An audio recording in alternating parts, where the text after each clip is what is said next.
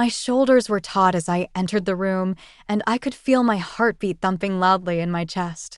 Despite its small size, the chilly overhead lighting and the sound of the old wall clock gave me the impression that I was in the middle of a courthouse. Everybody looked at me. No pleasant gestures, no greetings. The atmosphere was heavy, as if they had come together to finally banish me from their lives. A white cloth was used to cover the big table, and the black leather seats were arranged neatly on either side, more appropriate for an argument than a remembrance. I took hold of my daughter Lily, who is 8 years old. She glanced up at me, the fear I was attempting to conceal reflected in her pure gray eyes. I gave her a fake grin, but it was enough to keep her world from falling apart. The voice lowered the room's temperature a few more degrees. "Karen, I see you still had the nerve to show up," it said. That was my sister Meredith. Her crimson lipstick looked like it belonged in a 1950s fashion magazine, and her blonde hair was pinned up. Her remarks, however, had the sharpness of a silk-wrapped dagger. "Guess you didn't get the memo that Dad cut you out of the will last year." I didn't answer. I didn't need to. I had expected this reception, though my heart never quite got used to being cast aside by my own blood. I quietly pulled out the chair for Lily and sat next to her, the only seat left, farthest from the center of the table. At that moment, my Uncle Martin leaned back in his chair and let out a dry laugh, like he'd just finished watching a dark comedy. "I thought you'd at least have the decency to stay away," he said, without looking at me. "Or are you here to say a final sorry to your father, though it's far too late for that?" Lily curled inward, her tiny hands clutching the hem of her dress. I laid my hand over hers gently, soothing, but my eyes remained alert, scanning every look from the people around us, those who once called me niece, sister, daughter. Now, they looked at me like a stranger, like my presence alone was an offense to this family. I couldn't remember the last time someone called me sister. Ever since I left the house, after my marriage fell apart, I had been erased from every holiday, every phone call, every family story. Meredith told the tale of me leaving like it was a stain she had to bear, a burden she had to carry because I abandoned our father. No one asked why. No one cared to know why I left with Lily when she was just 3 months old, and I hadn't even recovered from my C-section. I looked around the room. Once, our father's small library, old photos still hung on the walls, but I was missing from everyone. They had cropped me out of the frames and out of memory. Meredith was whispering something into her husband's ear, the man who'd never once welcomed me. Next to them sat our cousins, watching like they already knew the ending, just waiting for their happily ever after. The door opened. My father's personal lawyer, Mr. Donald, stepped in, carrying a brown leather briefcase and a thick file. The sound of his shoes was slow but certain. He nodded to everyone, but when his eyes met mine, he paused longer. Not with sympathy, but consideration. Everyone in the room thought they knew what was coming. They believed I had come to confirm, once and for all, that I had nothing. No message, no memento, no explanation. But they didn't know I wasn't here to beg. I was here because my daughter had said something to me yesterday. "Mom, if Grandpa still remembers you, you need to know. Let's go." And I said yes, not for my father, for Lily. Because she deserved to know the truth. Whether it was a long, heavy silence or a surprise no one saw coming, I breathed slowly, still holding Lily's hand. Across the table, Meredith smirked in triumph, but I kept my gaze on Mr. Donald, who had just placed the briefcase on the table and was beginning to open it. I didn't know what was waiting for me, but somehow I knew this story wasn't over. Meredith crossed her legs, arms folded, like she was chairing a shareholders' meeting, not her father's will reading. Her tailored gray suit and sparkling wristwatch shimmered under the overhead lights, a silent announcement. She was the chosen one, the rightful heir, the only Jefferson name their father still acknowledged. I glanced at Lily, still sitting quietly beside me, her small hands neatly on her lap, eyes scanning the unfamiliar room. She said nothing, but I could feel the tension in her, the way she tilted slightly toward me, seeking safety. Made me squeeze her hand tighter. No matter what anyone in that room believed, I was still Lily's mother. And if I had to endure being rejected once more, at least this time, I wouldn't go through it alone. "No one needs you here, Karen," Uncle Martin suddenly said, his voice raspy, like someone who had lived too long on bitterness and cigarettes. "Your father was clear. You're out of the will. You know that, right? Or are you still clinging to some fantasy he'd forgive you?" I didn't answer. I didn't have to. Words like that didn't hit the way they used to. Uncle Martin, like many in that room, clung to an old image of me, Karen the weak, Karen the defiant, Karen who walked out on the family for a marriage Dad never approved of. They didn't know or didn't want to know that the man I once loved was gone, leaving me alone with a baby and sleepless nights at my desk job. I didn't leave to betray. I left to survive. Beside him sat Aunt Celia, a woman who hadn't called me once in a decade but sent birthday cards to Meredith every year. She looked at me, eyes narrowing, not with anger, not with disgust, but pity. Cold, sharp pity that cut deeper than any insult. I turned away, determined not to let that gaze burn into my mind. "Some people really don't know shame," Meredith said, her voice calm but calculated. "Why are you here, Karen?" "To hear the lawyer confirm again that Dad erased you from his life." I lifted my head and looked straight at her. "I'm here because I have every right to be. Whether you like it or not, I'm still his daughter." The room went still for a beat. A few people glanced at one another, like they'd just been splashed with cold water. My response wasn't loud, wasn't angry, but clear enough for them to understand. I wasn't here to beg. I was here because I belonged. I sat in silence, listening to the wind slip through the window crack, mixing with the soft scratch of a fountain pen on paper as Mr. Donald flipped through his notes. Everyone waited, not to remember, but to confirm positions, shares, entitlements. It felt like a private auction where people were valued by loyalty and how well they played their roles. A soft chuckle came from the left side of the table. It was Edward, my cousin, the one who once built sandcastles with me on Cape Cod when I was 10. Now laughing like I was the family's running joke. "Still think you have a chance?" he muttered, just loud enough for Lily to hear. She turned to me, her little face suddenly steely. It wasn't fear I saw. It was disappointment. Not in me, but in the world she was beginning to see more clearly. "Lily," I whispered gently, brushing her hair. "It's okay. Just stay with me, all right." She nodded, lips pressed tightly. She was stronger than her 8 years, and I knew if there was any reason I hadn't fallen apart in front of those eyes, it was because of her. At the head of the table, Mr. Donald tapped his pen lightly against the folder. His calm voice filled the room. "If everyone is ready, I'd like to begin." Everyone straightened up. Meredith folded her hands like she was ready for a victory speech.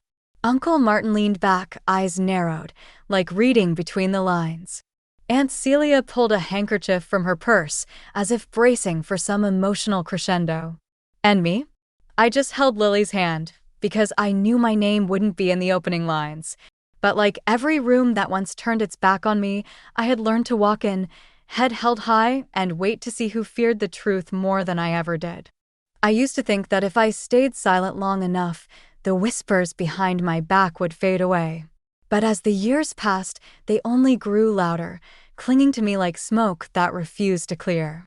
My family never cared why I left. They already had a story. I was the daughter who didn't know sacrifice, the one who abandoned her father when he needed her most, the selfish sister who ran away from family duty. That story, crafted by Meredith and amplified by Uncle Martin, gradually became the unchallenged truth. No one bothered to question. They didn't know or didn't want to know that I once came back. 3 months after leaving my husband, I brought Lily to my father's door, carrying her in one arm, a single suitcase in the other. I remember it was drizzling that day, not enough to soak my hair, but enough to chill the air. I knocked, hoping that no matter how angry he was, my father would still open the door. He used to say, Family is the last place that won't shut its doors on. Mr. Donald set the folder down on the table, his eyes sweeping the room as if weighing the air.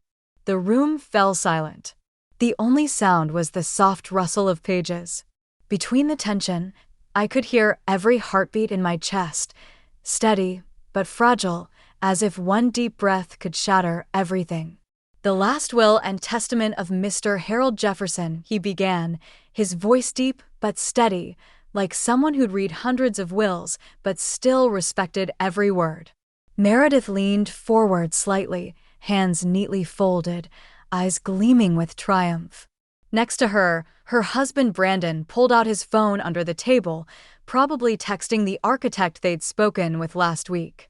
They had already been planning renovations to the main house before our father even passed. "I, Harold Jefferson," Mr. Donald continued, "being of sound mind and judgment, do hereby divide my estate as follows." I heard the words, but they felt distant. Each sentence hammered deeper into the reality I had suspected. My name was not there. "To my eldest daughter, Meredith Jefferson, I leave the entire main house and the adjoining property, along with all furnishings and valuables contained within." Meredith raised an eyebrow, saying nothing, but I saw the subtle curve of her lips, a silent but unmistakable victory. "To my brother, Mr. Martin Jefferson," Mr. Donald went on, "I leave the lakeside property, including ownership of the cabin and the fishing boat." Uncle Martin nodded, his expression unchanged, but I knew he was pleased. He loved that lake more than anything except control. "To my nephew Edward," Mr. Donald paused to flip a page, "I leave the vintage car collection, along with all titles and related accessories."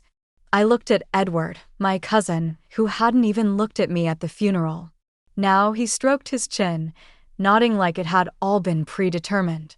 I said nothing, but each word, each sentence, was confirming what I had braced myself for. I had no place in this will, not even a line, not a note, not a goodbye. And then the line came, like a clean cut, slicing through what little hope remained. As previously stated, Mr. Donald slowed his reading. "My youngest daughter, Karen Jefferson, shall receive no portion of this estate." The room went dead quiet. No one spoke right away, but a heartbeat later, Meredith let out a soft snort of laughter. "Told you," she whispered to Brandon, but loud enough for me to hear. Uncle Martin shook his head, casting a look of mock pity toward me. "Takes a special kind of person to turn their back on their own father," he said, with that half-joking tone he always used when speaking of me, like I was some side note unworthy of discussion. Lily sat beside me, not fully grasping the words, but feeling the heavy silence all around. She turned and whispered softly, "Mom." I gripped her hand tighter, holding back the emotion. I had known this was coming. I had played this scene out in my head 100 times, but nothing prepares you for seeing your name officially erased from your father's life in front of your entire family without feeling something fracture. I took a deep breath, eyes fixed on the wood grain of the table where the light struck in almost hypnotic swirls. Around me, murmurs began. Meredith was saying something to Brandon about starting basement renovations early. Edward was already on the phone. I caught snippets like, "Move the cars into the garage this weekend." No one spoke to me. No one asked what I was thinking. They had ended this long ago. I was just the late arrival to a play that had closed years before. But what they didn't know was this: I hadn't come to claim anything. I came to listen, to confirm, and, if needed, to close the last unfinished chapter in my heart. I didn't need the house. I didn't need the things. What I needed was the truth. I hadn't yet decided whether to get up or quietly wait for everyone to leave when Lily suddenly turned to Mr. Donald. Her voice wasn't loud, wasn't rushed, but clear enough to freeze the entire room. "You forgot the video he recorded." Everyone turned. Meredith, Uncle Martin, Edward, Brandon and his wife, even Mr. Donald, furrowing his brows. I looked at my daughter, my palms suddenly cold. I whispered, almost breathless, "Lily, what are you talking about?" She didn't look at me. Lily's eyes stayed on Mr. Donald, calm and direct, strangely composed for an 8-year-old. She reached into her small backpack, pulled out a slightly wrinkled white envelope, sealed carefully with brown tape on it. In familiar bold letters, it read, "For Mr. Donald only, if it gets ugly." I nearly choked. I recognized that handwriting instantly. "Lily, where did you get that?" I asked, my voice trembling, my hand shaking as I gently touched the envelope. Lily turned to me, her eyes clear and steady. "The last time I visited Grandpa," she said, "he gave it to me and said to keep it safe. He told me to give it to Mr. Donald if people forgot something important." No one said a word now. Meredith tried to maintain her composure, but I could see her lips pressed tightly together, her face growing pale. Uncle Martin leaned forward, and Edward slowly set his phone down on the table. Mr. Donald took the envelope with both hands, his expression filled with caution, as if he were holding something more valuable than any legal document.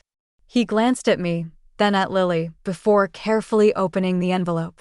Inside was a small black USB drive and a folded note, also handwritten, signed at the bottom. He skimmed the lines briefly, then looked around the room. When he spoke, his voice no longer carried the tone of a lawyer doing his job.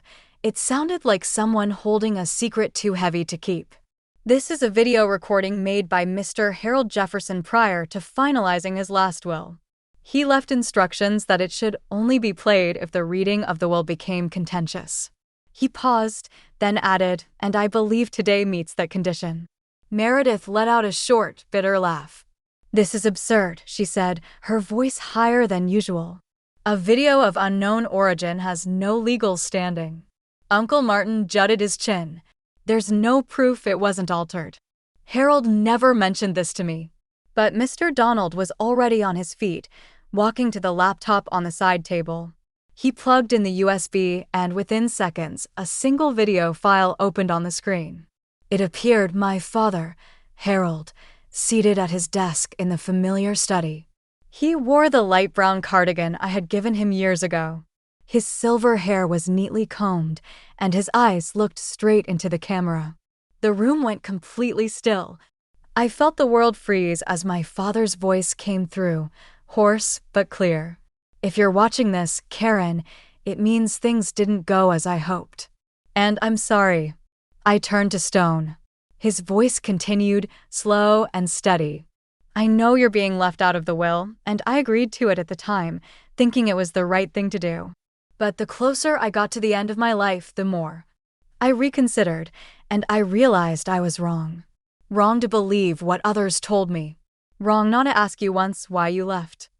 I couldn't hold back the tears beside me. Lily clutched my hand tighter, as if she'd always known this moment would come and had waited until I was strong enough to face it. "I met Lily," he continued, his expression softening. "She didn't say much, but when I asked her about you, she said, 'Mom is the safest place in the world.'" The murmurs behind me faded. I heard only his voice, the voice of a man I believed would never understand me, now admitting fault, calling my name with a tenderness I thought had vanished forever.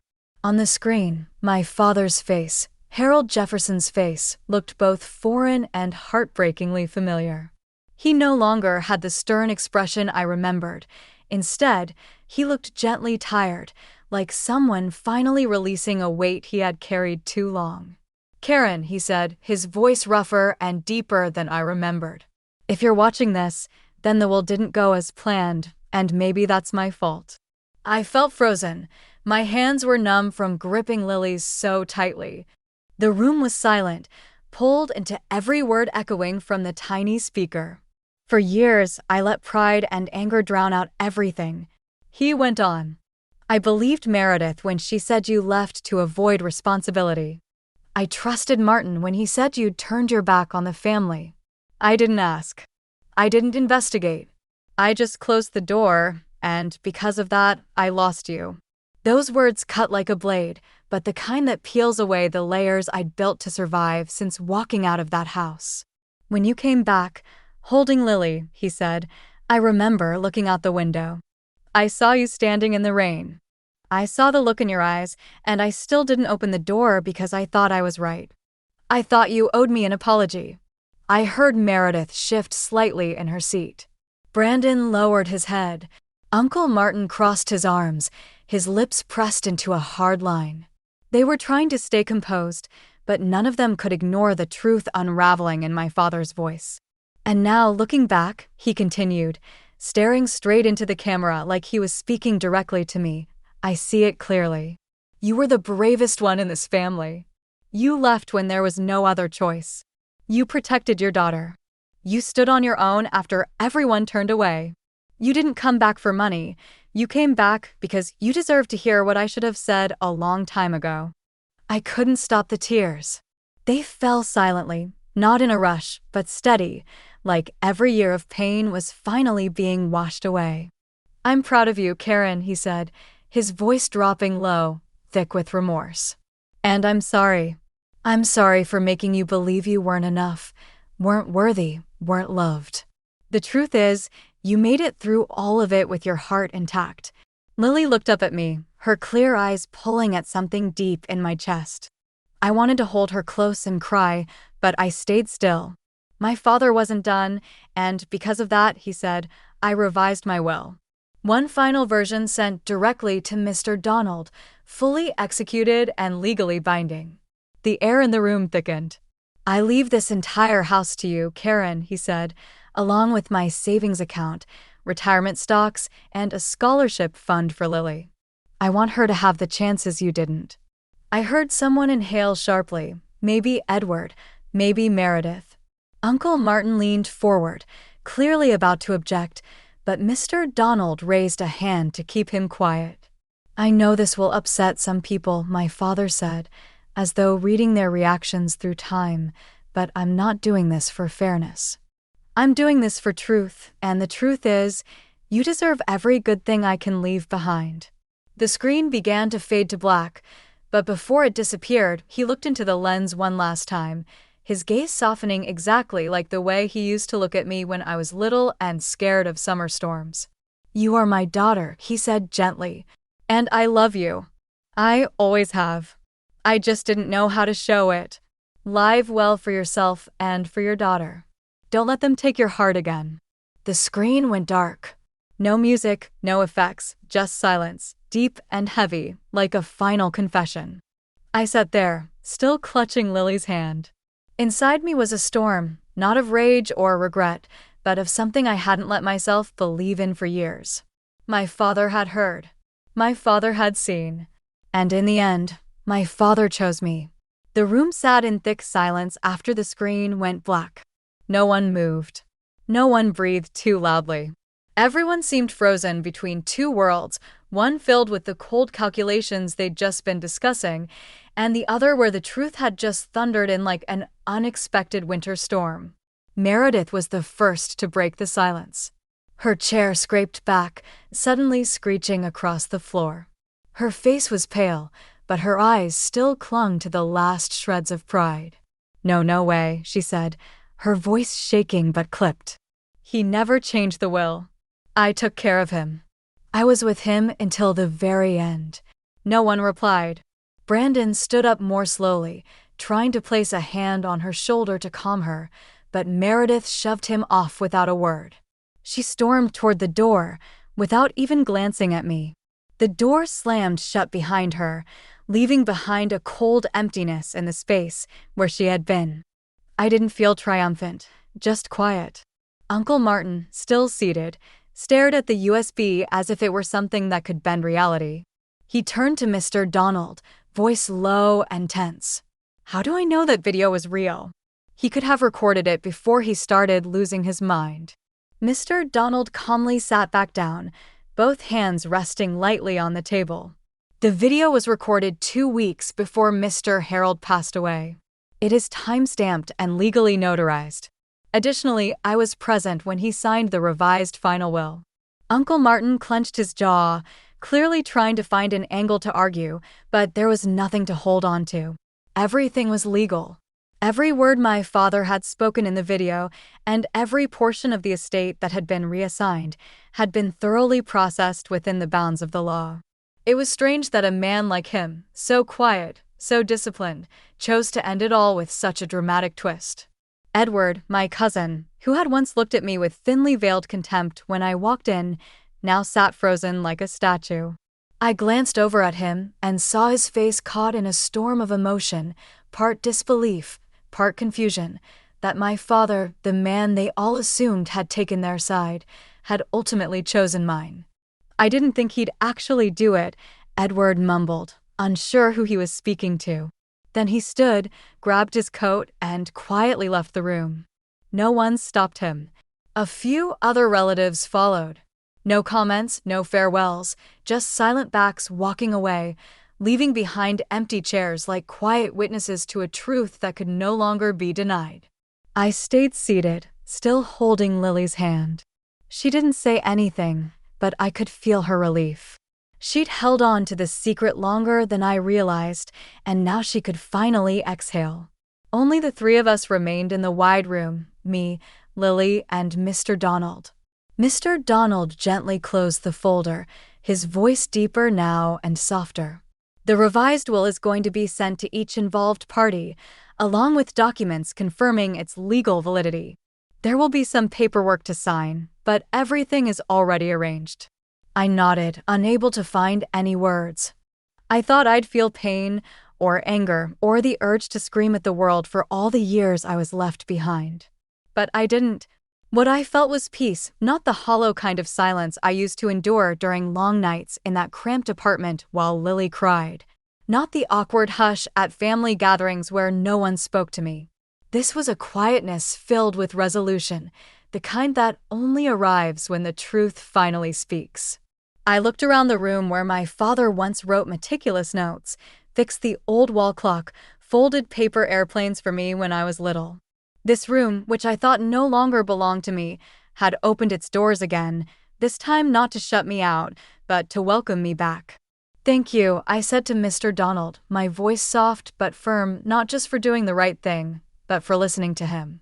He offered a faint smile, stood up, and left the room with footsteps as light as the change that had just taken place.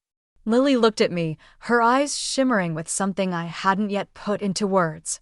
Maybe pride, maybe relief, or maybe a new kind of belief that no matter how long it takes, the truth always finds its way. The room now held just the three of us, me, Lily, and Mr. Donald. The late afternoon sunlight streamed through the large window, casting a golden hue across the wooden floor, warming a space that once felt unbearably cold. I stayed seated, as if my mind hadn't yet caught up to everything that had just happened. I had been given the house, once a place of rejection, the savings account, the college fund for Lily. The entire estate everyone believed would go to Meredith was now mine. But what I walked away with from that reading was worth far more than property. It was recognition. "The revised will goes into effect immediately," Mr. Donald confirmed once more, noticing I hadn't spoken. "If you need any legal assistance, I'm here to help." I nodded, managing a faint smile in place of words, but my throat was tight. All my life, I had longed to hear one simple thing from my father, that he believed in me, that I was worthy of love. And now I had that not in words alone, but in undeniable action. A video, an apology, a rewritten will, all of it was my father's way of saying, "I saw you." I looked down at Lily. She was still sitting quietly, her small hand in mine, her wide eyes taking in the dust-laced corners of the room like she was trying to remember every detail. "You did good, Lily," I whispered, my voice trembling with emotion. "Thank you," she tilted her head and smiled. "I just wanted you